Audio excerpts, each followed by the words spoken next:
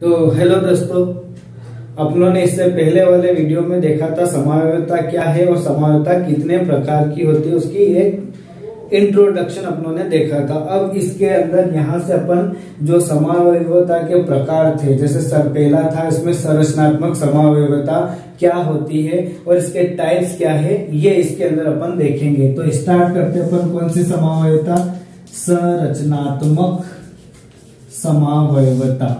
ठीक, संरचनात्मक समावयवता क्या होती है? संरचनात्मक समावयवता तो देखो, एक तो क्या होगा, इनके अणुसूत्र। अणुसूत्र तो क्या होंगे? समान। कोई भी यौगिक है तो जैसे अपनों ने इससे पहले बताया था, हाथ का एग्जांपल देखे कि दोनों हाथ का स्ट्रक्चर सेम है, शेप सेम है, बस इसको एक दूसरे के ऊपर करेंगे तो ओरिएंटेशन जो होता है वो चेंज हो जाता है। ठीक, तो इनके अणुसूत्र तो समान है और क्या भिन्न हो जाती है? संरचना सूत्र अगर भिन्न भिन्न हो तो इन यौगिकों को क्या बोलेंगे अपन? संरचनात्मक समावयवी। और इस घटना को ही क्या बोलते हैं अपन? संरचनात्मक समावयवता। तो डिफाइन करना हो तो कैसे करेंगे? तो वे यौगिक जिनके अणुसूत्र तो समान किंतु संरचनात्मक सूत्र भिन्न भिन्न होते हैं, संरचनात्मक समावयवी कहलाते हैं और यह घटना संरचनात्मक समावयवता कहलाती है। ठीक, वे यौगिक जिनके अणुसूत्र तो समान होते हैं किंतु संरचना सूत्र भिन्न भिन्न होते हैं, संरचनात्मक समावयवी कहलाते हैं तथा यह घटना संरचनात्मक समावयवता कहलाती है। अब इसके प्रकार देखने हैं, तो इसके प्रकार में पहला अपन ले लेते हैं कौन सा? आयनन समावयवता। ठीक, आयनन आइसोमेरिज्म, आयोनाइजेशन आइसोमेरिज्म। जैसे एग्जांपल लेते हैं अपन CO NH3 5 Cl SO4। ठीक, और इसको एक और इसी के साथ एग्जांपल लेते हैं NH3 5 SO4 और Cl। अब दोनों में एक छोटा सा डिफरेंस दिख रहा होगा अपनों को। क्या दिख रहा है डिफरेंस? अगर देखें तो यहां पर CO सेम है, NH3 NH3 सेम है। यहां पर ये जो बड़ा ब्रैकेट, इस बड़े ब्रैकेट को क्या बोलते हैं अपन? उप सह संयोजन मंडल।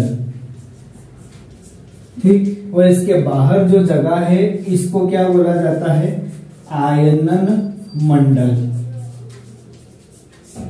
तो इन दोनों में अगर देखें तो यहाँ पर पहले वाले सूत्र में क्लोरीन उप सहसंयोजी मंडल के अंदर है और SO4 आयनन मंडल में है। दूसरे सूत्र में देखें तो SO4 उप सहसंयोजी मंडल में है और क्लोरीन आयनन मंडल में। अगर दोनों का अगर अपन कंपेयर करें, दोनों की तुलना करें तो Cl यहाँ अंदर है, SO4 बाहर, और Cl यहाँ पर बाहर हो गया और SO4 अंदर।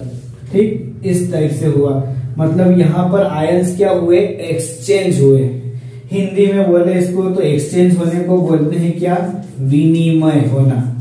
ठीक, तो इस विनिमय के कारण जो समावयवता आई, अब देखो तो यहाँ पर सूत्र देखें तो या अणुओं की संख्या देखें, परमाणु की संख्या देखें तो बराबर है। कोबाल्ट 1 है, कोबाल्ट 1 है, NH3 5 है, NH3 यहाँ पे भी 5 है, क्लोरीन 1 है, क्लोरीन 1 है, SO4 1 है, SO4 यहाँ पर भी 1 है। तो अणुसूत्र तो इनके समान हुए, पर इनको लिखने के तरीके के हिसाब से देखेंगे तो दोनों के संरचना सूत्र जो है, लिखने के तरीके दोनों के डिफरेंट है। तो दोनों के डिफरेंट होने से यहाँ पर कौन सी समावयवता होती है? तो यहाँ पर संरचनात्मक समावयवता होती है। और यहाँ पर इसके अंदर अगर और थोड़ा डिटेल में जाए तो क्लोरीन और SO4 दो आयन से, और दो आयन का क्या हो रहा है? विनिमय हो रहा है। तो आयन के विनिमय से जो समावयवता बनती है वो कौन सी होती है? आयनन समावयवता।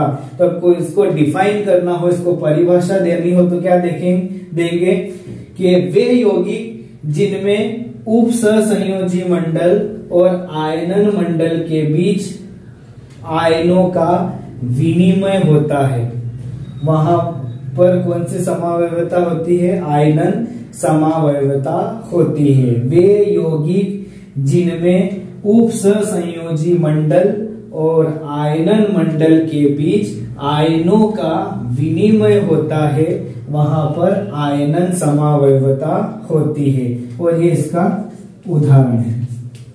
ठीक, जहां उप सहसंयोजी मंडल और आयनन मंडल के बीच आयनों का एक्सचेंज हो रहा है, विनिमय हो रहा है, तो वहां पर कौन सी समावयवता होती है? तो वहां पर आयनन समावयवता होती है। अगर इसके ऑब्जेक्टिव बनते हैं तो ऑब्जेक्टिव में खाली अपने को क्या ध्यान रखना है? तो इनके सूत्र में इन लास्ट में जो लिखे हैं इनकी जगह का देखना। अगर इनकी जगह चेंज हो रही है, एक आयन पहले वाले में अंदर है, दूसरे में बाहर हो रहा है, तो वहां पर कौन सी समावयवता होगी? तो डायरेक्ट वहां पर कौन सी होगी? अपने आयनन समावयवता होगी। ठीक, तो इसके बाद अपन दूसरी समावयवता पे चलते हैं। कौन सी है? तो नेक्स्ट अपनी समावयवता कौन सी है? हाइड्रेट समावयवता। तो जैसे इसमें नाम से ही पता पड़ता है, हाइड्रेट मीन्स अपन किसकी बात कर रहे हैं? H2O की, है ना। तो यहाँ पर एक अपने एग्जाम्पल के थ्रू इसको देखते हैं। मतलब सीधा सा अगर ट्रिकी मेथड से देखें तो जिसमें H2 अणुओं का एक्सचेंज होता है, वहां पर कौन सी समावयवता होती है? हाइड्रेट समावयवता। कैसे? तो जैसे एक सूत्र लिख रखा अपन CrCl3.6H2O। तो यहां पर अपन इसको इस फॉर्म में लिखें। सबसे पहले कौन सा? उदासीन लिगेंड। तो उदासीन H2O कितने हैं? 6, और इस Cl3 को कर दिया बाहर। ठीक, एक टाइप से इसको ऐसे लिखा। मान लो अपन ने ऐसे लिख के एक क्लोरीन को यहाँ अंदर लिया और एक H2O को यहाँ पर बाहर कर दिया। ठीक, तो ये सूत्र कैसा बनेगा? कुछ इस टाइप से दिखेगा।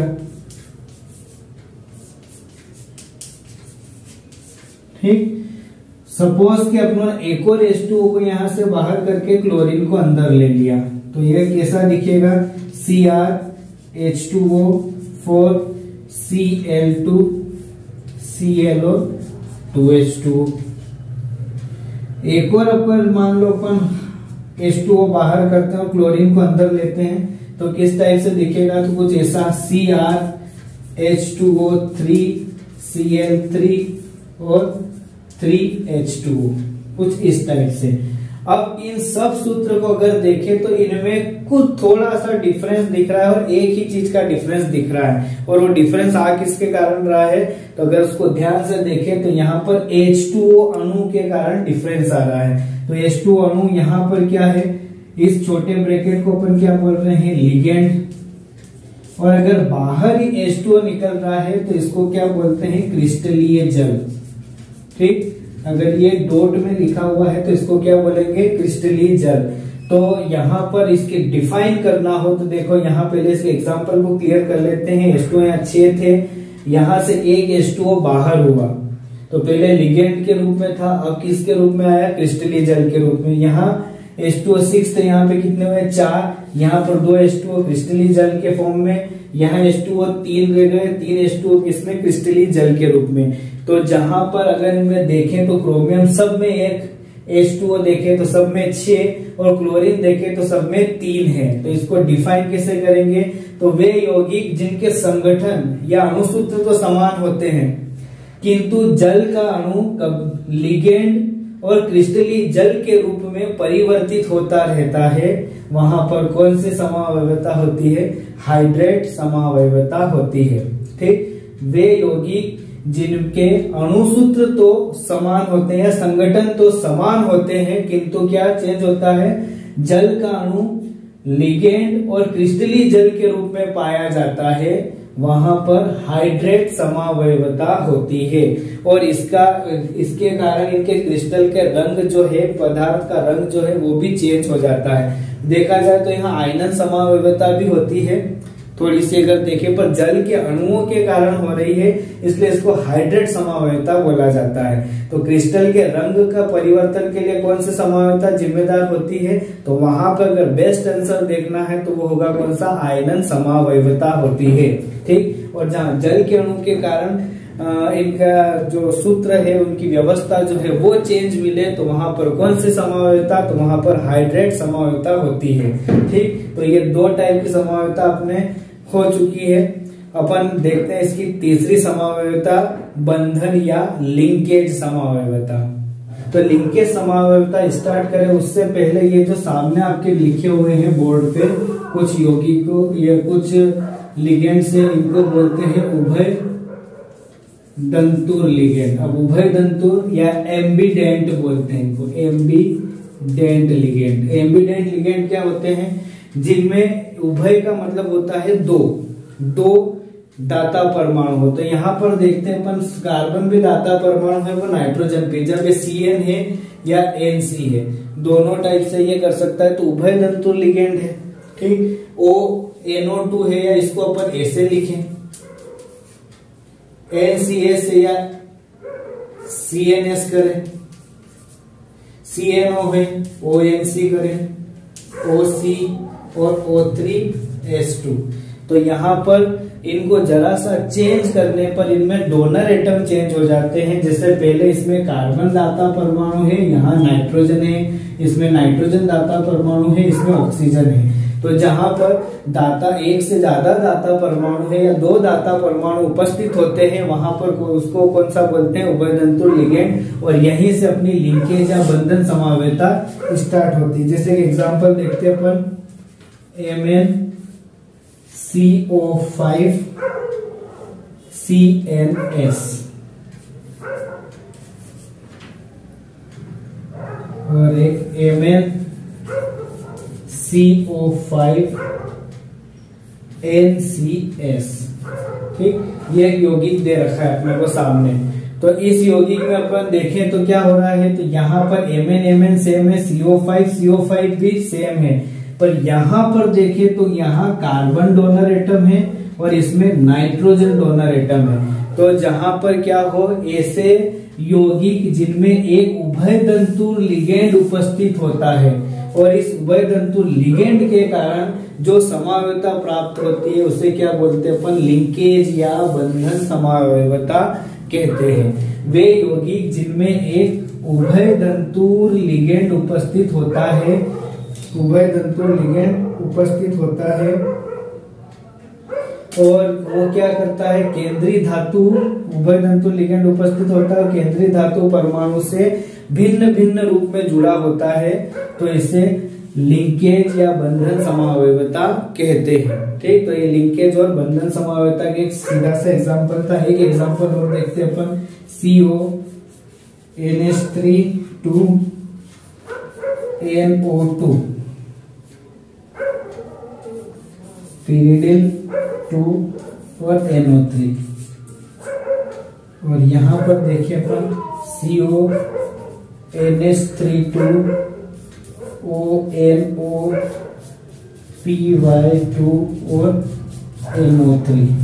अब दोनों एग्जांपल में cobalt same, NH3 same, NO2 और यहाँ ONO, यहाँ डोनर एटम नाइट्रोजन है और यहाँ डोनर एटम ऑक्सीजन है। तो यहाँ पर भी उभयदंतुर लिगेंड उपस्थित है। तो उभयदंतुर लिगेंड उपस्थित होने से यहाँ पे जो समावयवता होती है वो भी कौन सी है? लिंकेज या बंधन समावयवता होती है। तो यहाँ पर अपनी तीसरी समावयवता हो गई है।